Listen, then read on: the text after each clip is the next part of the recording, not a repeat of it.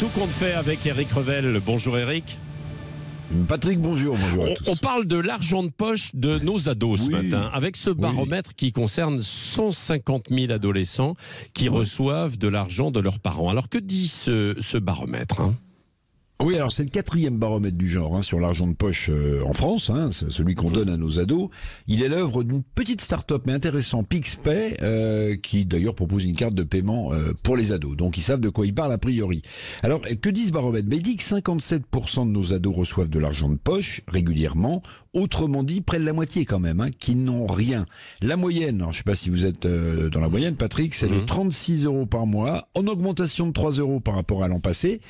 Ça veut dire que pour les familles qui le peuvent, évidemment, qui peuvent donner de l'argent de poche à leurs ados, la somme a été revue à la hausse. C'est peut-être aussi, l'air de rien, un signe de l'inflation qui touche jusque l'argent de poche de nos ados. Oui, alors il y a des différences aussi en fonction des régions. Alors c'est ça qui est assez drôle, oui.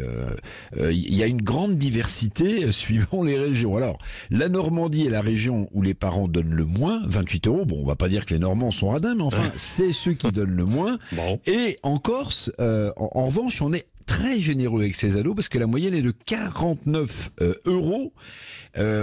Petit coup d'œil aussi sur les parents en Alpes-Côte d'Azur qui donnent quand même 40 €. Eux, ils sont dans la moyenne haute par mois. Donc diversité suivant les régions, vous avez raison, mais écoutez bien aussi, diversité parentale. Parce que ce baromètre révèle que les pères sont beaucoup plus généreux que les mamans. Les premiers donnent en moyenne 42 €, alors que les secondes ne dépassent pas les 34 €. Oui, alors ça tombe aussi ce baromètre au moment où on voit que les jeunes, d'une façon générale, notamment les étudiants, connaissent aujourd'hui de vraies difficultés de pouvoir d'achat et de fin de mois. Oui, vous avez raison. Alors, l'argent de poche, ça varie aussi suivant l'âge, j'aurais dû le dire. Les 16-18 ans, par exemple, qui sont souvent étudiants, justement, ou apprentis, ils perçoivent en moyenne 56 € de leurs parents chaque mois. Mais, vous avez raison, les situations chez nos jeunes sont souvent fragiles et parfois très, très précaires.